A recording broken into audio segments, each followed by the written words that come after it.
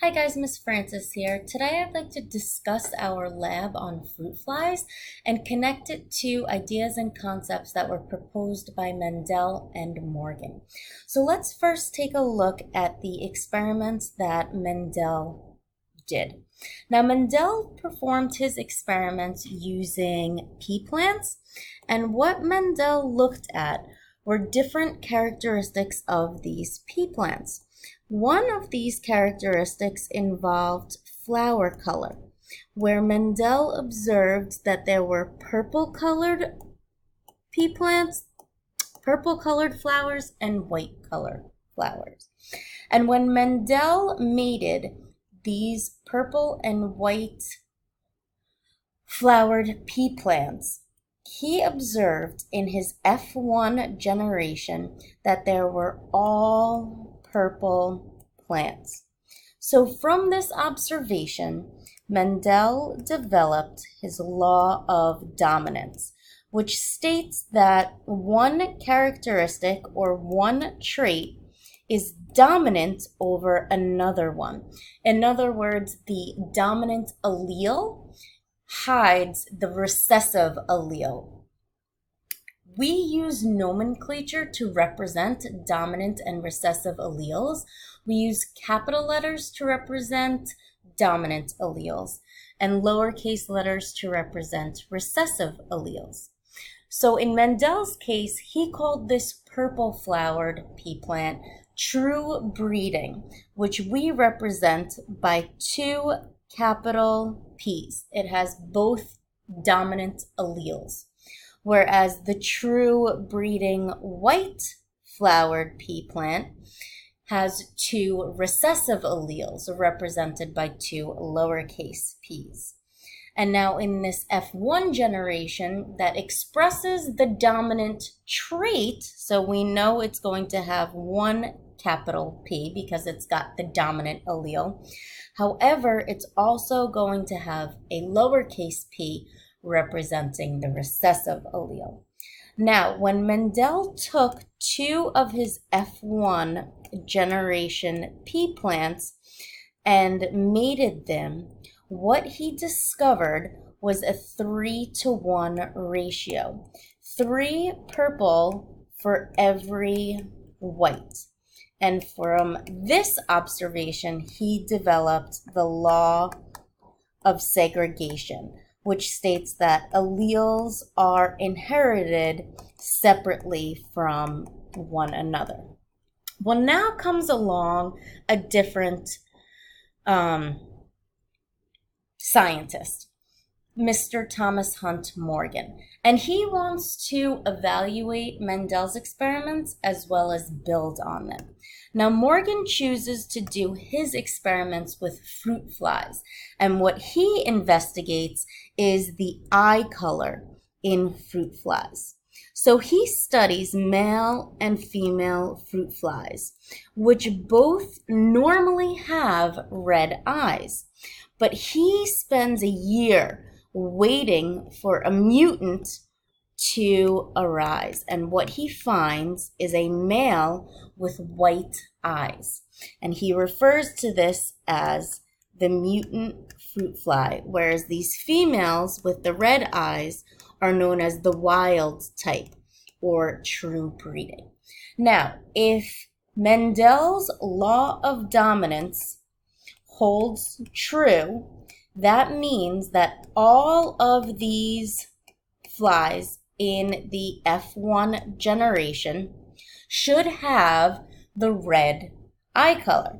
And in fact, that is what he discovers. All females with red eyes and all males with red eyes. So at this point, Mendel's laws seem to be holding true. Now, if Mendel's law of segregation holds true, we should see a 3-to-1 ratio of red eyes in males and females to white eyes in males and females. Well, when Morgan crossed his F1 generation of fruit flies what he found in the F2 generation was in fact a 3-to-1 ratio. However, what he noticed was that all of the red eyes were females, and that about half of the males had red eyes and the other half of the males had white eyes. There were no females with white eyes. This does not agree with Mendel's law of segregation. So what Morgan proposed, he had two ideas. One, he said, yes, red eye color is the dominant trait. The second idea that Morgan proposed was that eye color is what he described as sex-linked, meaning that this trait is going to be carried on one of the sex chromosomes. So now let's take a look at what we did in our lab. And in our lab, we tried to mimic what Morgan did to evaluate whether or not his ideas regarding dominance and sex linkage were true. So in our parent group, we took males that were true breeding, that had red eyes. This was the wild type. And we crossed these males with females that had white eyes. These females were the mutants. And what we got when we crossed this male and female fruit fly, which actually we didn't do. This is what the company Carolina that shipped us the fruit flies did for us. When we counted our F1 generation, what we noticed was that all of the red-eyed fruit flies were females, and that all of the white-eyed fruit flies were males. Now, because the trait is not simply dominant or recessive, there's sex linkage attached, our nomenclature is slightly different.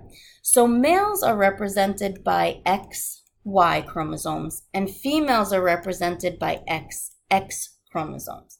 We're still going to use a capital letter to represent the dominant allele and the lowercase letter to represent the recessive allele. So Morgan stated that red-eyed fruit flies is the dominant trait.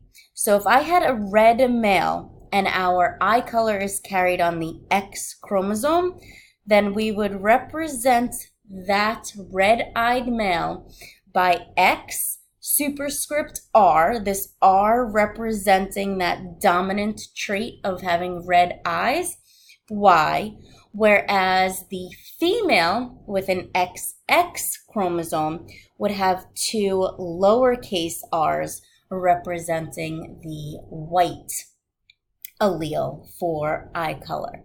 So when we take a look at our all red females and our all white males, this does line up with the law of dominance, because all of the females were one color and all of the males were another color. And we can represent the females that are red by the following nomenclature: X capital R, X lowercase r, and the males that have the white eyes would have to be X lowercase r, Y.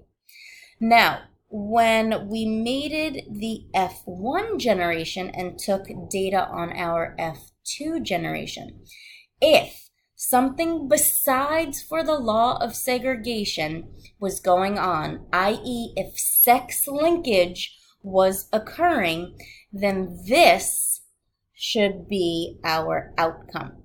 We should have 25% red males, 25% white males, 25% red females, and 25% white females. This is, in fact, what we discovered in our lab.